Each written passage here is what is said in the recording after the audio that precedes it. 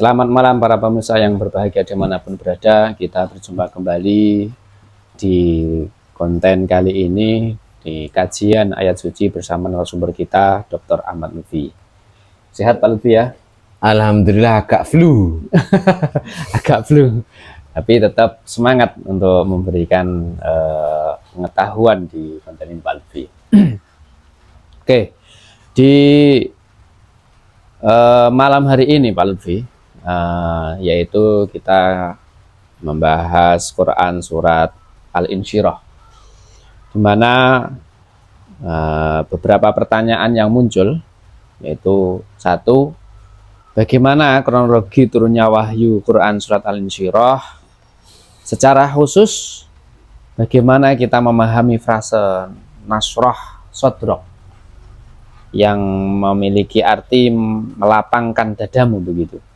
Apakah ia merupakan metafora psikologis untuk penguatan batin Nabi, atau merujuk pada riwayat pembelahan dada ketika beliau masih kecil gitu Pak Lutfi? Terus yang nomor dua, bagaimana sebaiknya kita memahami ataupun memaknai istilah wizro dalam ayat tersebut? Apakah yang dimaksud adalah beban personal Nabi, beban dakwah, atau beban kerasulan secara umum? Dan selanjutnya pada kalimat warofa'na laka zikrok, rofa'na ini, bagaimana frasa ini dipahami dalam konteks sosiopolitik Makkah Pak Lutfi? Terus apakah benar ada kenaikan reputasi pada diri Nabi yang saat awal dakwah mendapatkan penolakan begitu? Yang berapa ini? Keempat, mengapa frase fa inna ma'al usri yusran, inna ma'al usri yusra ini diulang dua kali? Apa makna dari pengulangan tersebut? Dan yang terakhir, seperti biasa Pak Lutfi, pesan penutup utama yang dapat diambil dari ayat tersebut nanti apa begitu? Monggo penjelasannya seperti apa? Ya, selamat malam kepada para pemirsa semuanya. Saya akan membahas tentang surat Al-Insyirah yang itu akan kita diskusikan di malam hari ini. Secara kronologi, Al-Insyirah ini surat yang turun setelah Al-Kautsar, ya. Jadi Al-Infitor, Al-Zalzalah, terus Al-Fajr, lalu kemudian Al-Kautsar, lalu kemudian Al-Insyirah begitu. Ya. Ini kalau masuk di Mekah awal, Mekah tengah, atau di Mekah Tengah? Oh, Mekah Tengah. Ya, kurang lebih secara tahun itu kalau kita mengikuti kronologi klasifikasi Theodor Noldek itu sekitar tahun 615 gitu. 615. Jadi termasuk Mekah Tengah gitu. Oke. Nah, surat Al-Insyirah ini sebagaimana Al-Kautsar ini mengindikasikan tentang adanya tekanan yang begitu kuat kepada Nabi Muhammad, sehingga Nabi Muhammad pun kendati dia sebagai seorang rasul, tapi dia juga sebagai manusia biasa. Ana basarum mislukum gitu ya. Nah, sebagai manusia biasa mendapat tekanan itu juga sesuatu yang berat, yang itu juga cukup mengganggu terkait dengan perjalanan dakwah beliau.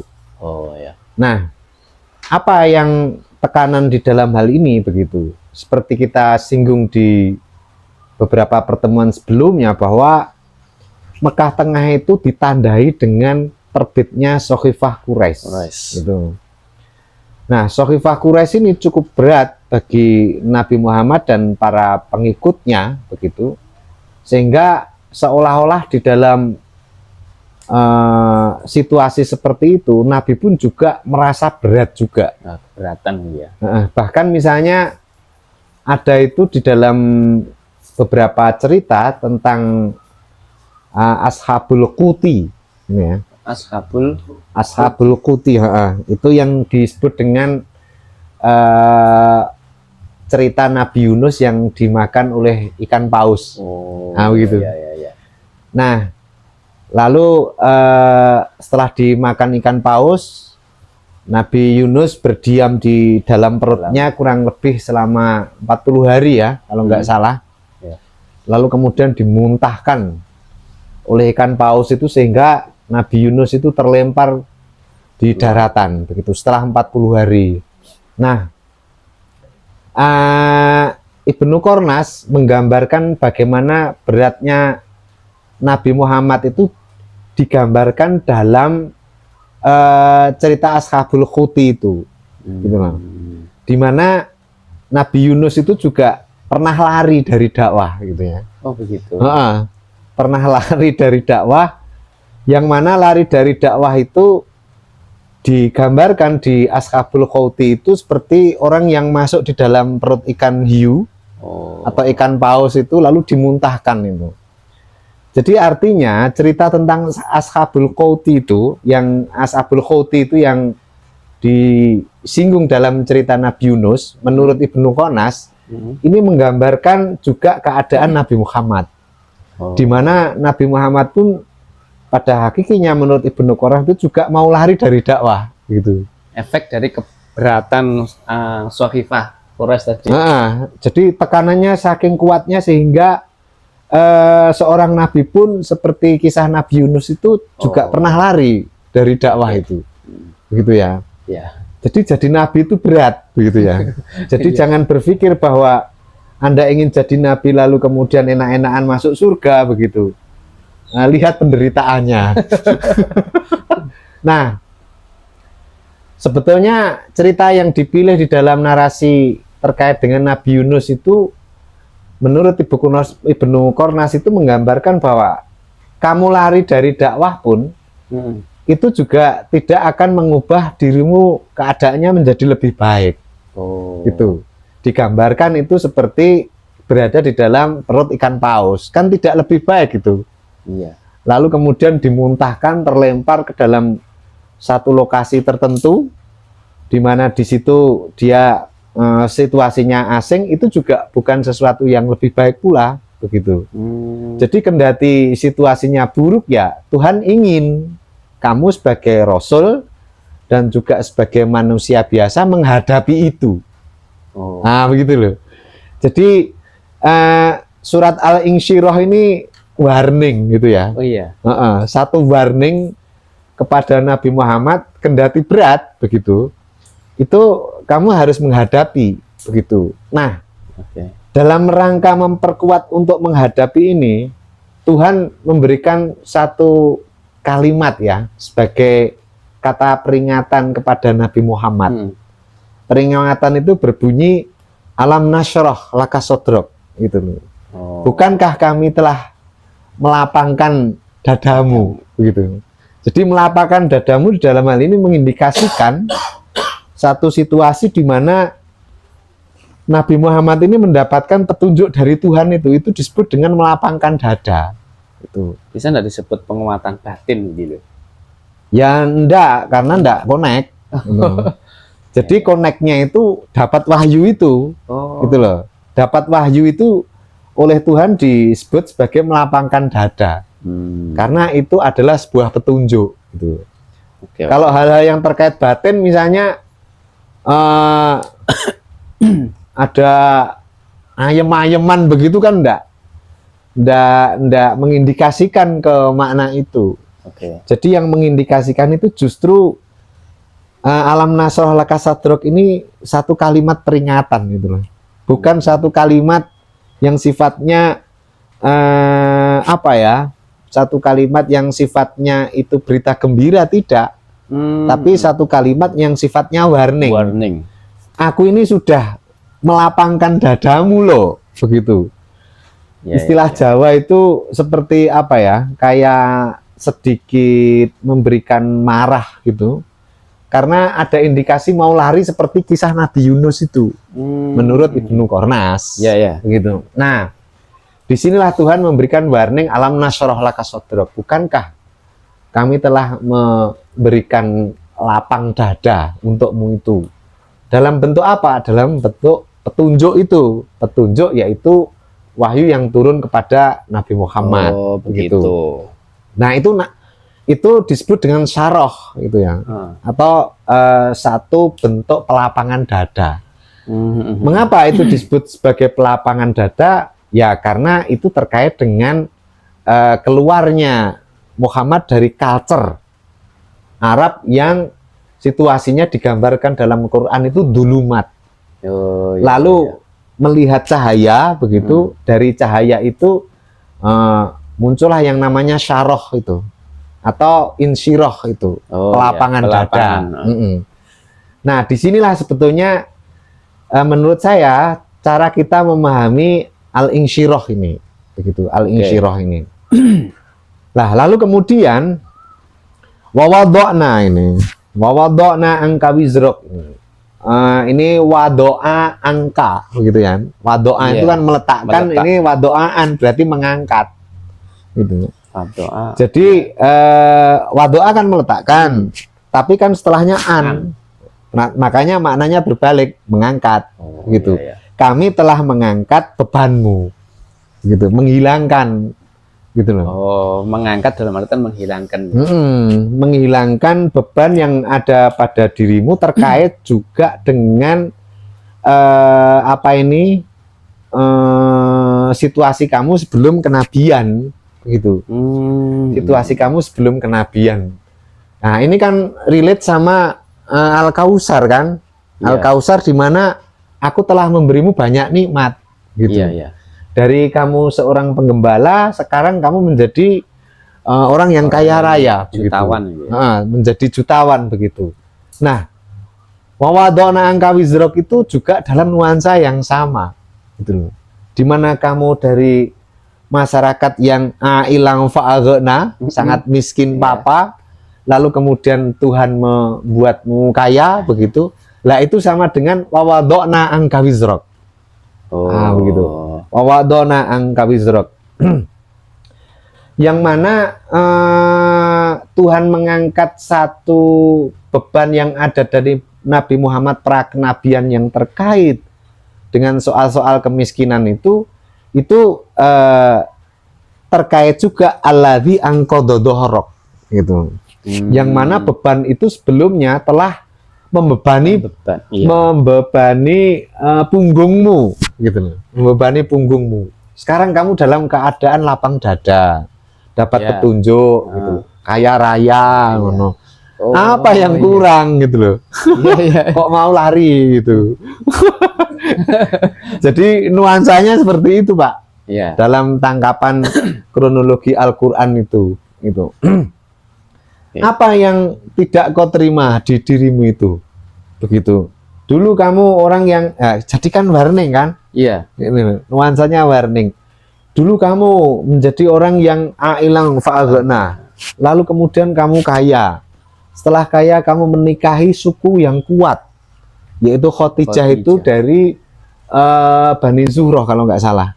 Nah, Bani Zuhroh itu kan juga Bani yang kuat. Di mana kamu Bani Hasim itu Bani yang lemah. Dengan menikahi Siti Khadijah, kamu berafiliasi kepada Bani yang kuat. Sehingga di dalam hal ini karir kamu di dalam hidup ini sebetulnya terus meningkat, begitu loh. Belum lagi kamu dapat petunjuk yang mana kamu ini saya pilih sebagai agen saya, gitu loh. Terpilih jadi agen saya ini tidak main-main loh, begitu. Maksudnya agen Tuhan, gitu ya. Terpilih sebagai agen saya ini main-main. Saya milih orang itu bukan milih sembarangan, begitu loh. Jadi ketika kamu saya pilih begitu, jangan terfikir seperti yang terjadi di Nabi Yunus, gitu. Sehingga harus masuk ikan paus, di situ 40 hari di dalam perut ikan paus itu, Ashabul Khuti itu. Yang mana di dalam perut itu kok kira enak begitu, bau, lalu kemudian ruangnya pengap, gelap dan seterusnya. Gambarannya ketika nanti kamu lari dari dakwah itu seperti itu, gelap, bau, sengau dan seterusnya. Apa itu yang akan kamu lakukan? ketika kamu mau lari dari beban tanggung jawab ini? Bukankah misalnya kendati hari ini kau berat dengan adanya kemunculan Sakhifah Quraisy itu, tapi dengan adanya nikmat yang ada di dirimu itu sebetulnya sesuatu yang setimpal. Gitu loh, setimpal. Jadi peningkatan karir sekaligus peningkatan accountability, tanggung jawab, gitu. Masa meningkat karirnya tanggung jawabnya itu aja begitu. Kan begitu loh. Maunya hidup di dunia ini enak-enakan begitu, istirahat dan seterusnya. Hidup di dunia ini tidak ada istirahatnya. Jadi semakin meningkat karirmu, semakin meningkat pula tanggung jawab. Meningkat pula tanggung jawab. Ya. Nah, tanggung jawab dalam konteks ini adalah tanggung jawab seruan dakwah itu. Begitu. Makanya ketika kau menghadapi hambatan dengan munculnya Sakhifah Quraisy, ini sesuatu yang setimpal. Gitu loh. Sesuatu yang setimpal. Lah memang Rasul itu ngapain kalau nggak seperti itu? Coba lihat sih Isa misalnya, dia juga disalib. Walaupun itu kontroversial. Coba lihat misalnya Nabi Musa itu, dia harus menyeberang lautan, berjalan dari Najd sampai ke Yerusalem itu 40 tahun, gitu loh. Lalu kemudian lihat pula beban Nabi Ibrahim, di mana Ibrahim itu dari lembah Mesopotamia kan, lalu kemudian hijrah ke Yerusalem itu juga situasi yang berat begitu. Memangnya jadi Rasul itu ringan-ringanan, lalu kemudian pengajian gitu, dapat bisyarah gitu, lalu kemudian menerima apa ini apa istilahnya itu, privilege begitu, kemana-mana lalu kemudian disanjung-sanjung kayak Habib begitu, ya enggak lah begitu. Ya ada accountability begitu. Kok enaknya aja mau diistimewakan semacam itu? Ya enggak begitu. Jadi nasroh gitu ya. Ini hubungannya dengan meningkatnya accountability. Gitu. Meningkatnya accountability. Meningkatnya accountability itu tanggung jawab publik. Jadi artinya Nabi itu memikul beban yang luar biasa seperti itu. Makanya kemudian saya agak heran ya tentang narasi misalnya Nabi Khidir misalnya begitu. Iya. Nabi Khidir ini nabi yang tidak dibebani umat gitu. Tidak ada wahyu begitu. Diem aja sendiri, nggak ada proses-proses tekanan seperti rasul-rasul seperti itu. Ini makanya kemudian membuat saya ragu-ragu. Ini emang narasi Nabi Khidir ini ada begitu. Nabi yang memang serileks itu begitu artinya. Rileks, jalan-jalan di tepi sungai begitu. Nanti lalu ini bukan soal saya menghina Nabi, bukan. Tapi bukankah para nabi itu accountability-nya itu berat-berat? Dia dibebani umat. Yang dia mengeluarkan minadulumat ilan nur. Itu loh, dari kegelapan menuju kepada terang benderang. Sekarang perhatikan, Nabi Khidir itu kena beban apa? Gitu loh. Tidak menemukan. Lalu kemudian umatnya apa begitu loh. Kalau hanya istirahat begitu saja, terus fungsinya dia sebagai nabi apa? Gitu. Begitu. Juga, ya? Begitu, makanya kemudian pertanyaan-pertanyaan seperti ini membuat kita menjadi meragukan apakah narasi Khidir seperti itu benar, ataukah justru sebetulnya Nabi Khidir itu bagian dari cerita-cerita yang sifatnya simbolistis saja. Untuk tidak mengatakan hoak, gitu. Nah, begitu. Inilah makanya kemudian yang Nabi itu semuanya bebannya berat-berat seperti itu. Nah, itulah yang kesan yang saya ambil terkait dengan persoalan alam nasroh ini dalam konteks tafsir kronologi, begitu ya. Kemudian selanjutnya ini. Warofakna laka zikrok. Itu kan? Tadi pertanyaannya begitu ya? Frase rofakna. Rofakna, kami mengangkat warofakna dan kami telah mengangkat untuk sebutan namamu. Gitu, nah. Sebutan namamu. Jadi dulu Nabi Muhammad ketika kecil itu kan dari suku lemah, juga bukan bagian dari manusia yang masyhur dan diperhitungkan. Oh Gitu. iya, bukan terkenal lah. Nah, yang diperhitungkan itu misalnya Abu Jahal, Abu Lahab, karena dia orang-orang yang kaya ya, the rich people di Mekah itu. Nabi Muhammad tidak mendapatkan dirinya seperti itu, begitu ya. Oke. Kemudian secara apa ini ya, secara nama juga kurang begitu terkenal, begitu. Buktinya apa? Gitu. Ya, apa Nabi ini? Muhammad itu kurang begitu terkenal, begitu. Buktinya di antara para sejarah, misalnya kayak tulisannya si siapa itu saya lupa ya. Jika Nabi Muhammad itu sejak kecil itu sudah terkenal, gitu, tentu banyak riwayat yang meriwayatkan Muhammad pranabi. Oh iya juga. Begitu. Namun yang terjadi, begitu ya, dari beberapa kitab sirah dan beberapa kitab tarikh, riwayat Muhammad muda atau Muhammad prawahyu ini sangat sedikit. Paling pengembala, lalu kemudian berdagang, menikah Khadijah, diasuh Halimah Sa'diyah, lalu kemudian terakhir menikah dengan Siti Khadijah, hanya itu. Nah, ini menunjukkan bahwa Muhammad prakenabian itu bukan orang yang masyhur dan punya privilege yang luar biasa, begitu. Nah, dengan diangkat dia menjadi seorang agen Tuhan di muka bumi untuk membawa pesannya, begitu, maka membawa pesan Tuhan itu sama dengan orang yang namanya ikut terangkat, gitu loh. Karena membawa pesan dari Yang Maha Kuasa. Iya, gitu loh. iya. Begitu. Ambil contoh lah misalnya, kita ini misalnya orang biasa ya. Ya. Lalu tiba-tiba kita ini mendapat mandat dari gubernur tertentu, gitu, untuk menghadap orang tertentu. Diri kita ikut terangkat kan? Iya. Karena kita ini yang menyuruh adalah seorang gubernur, apalagi seorang presiden, gitu. Maka nama kita juga terangkat seiring dengan orang yang menyuruh kita.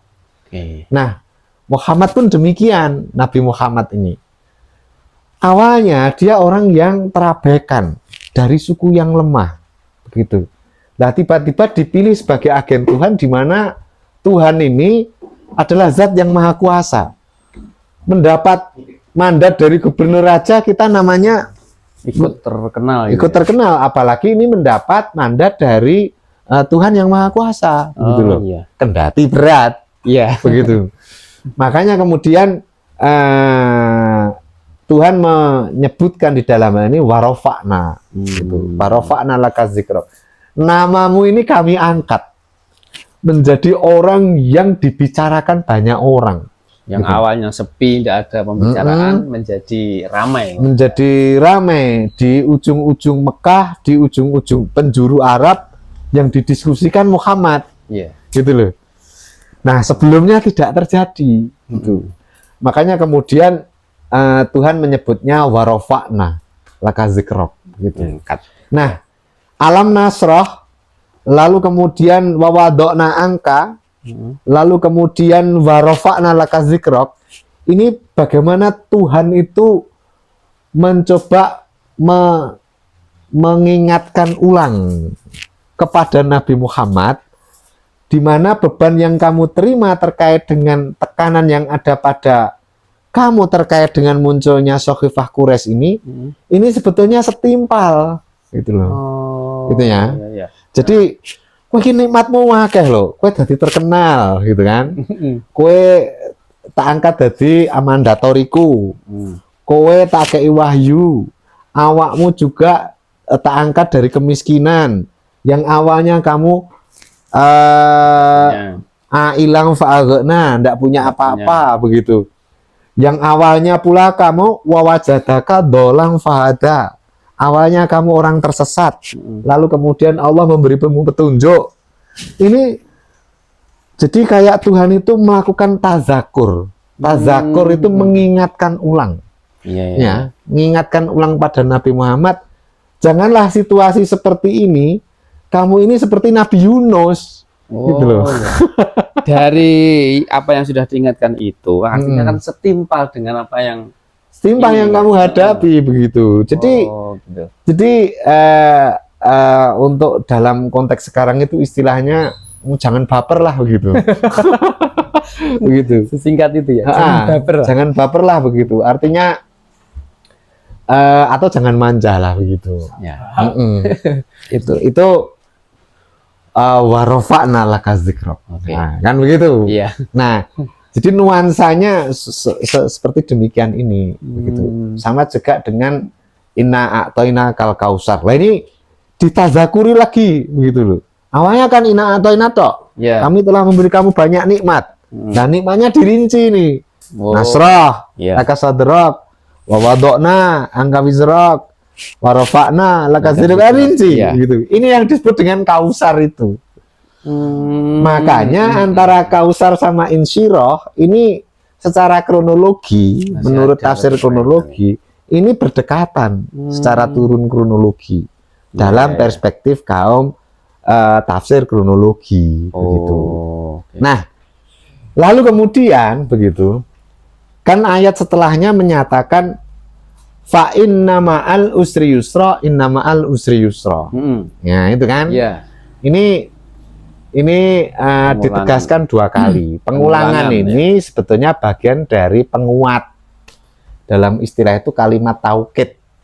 Kalimat taukid itu penguat bahwa pasti setelah bukan setelah ya, bersama dengan kesulitan yang kamu hadapi sekarang, dengan munculnya Sakhifah Quraisy itu akan ada kemudahan gitu. Bersama loh, ma'a gitu ya. Artinya ma'a itu bukan begini, bukan kok sulit dan mudah itu dalam satu waktu, tidak. Kalau begitu tidak mungkin. Gitu ya. Putih dan hijau itu terjadi sekaligus tidak mungkin. Orang berada dalam 2 tempat dalam waktu yang bersamaan tidak mungkin. Begitu loh. Jadi artinya usra ini periodik.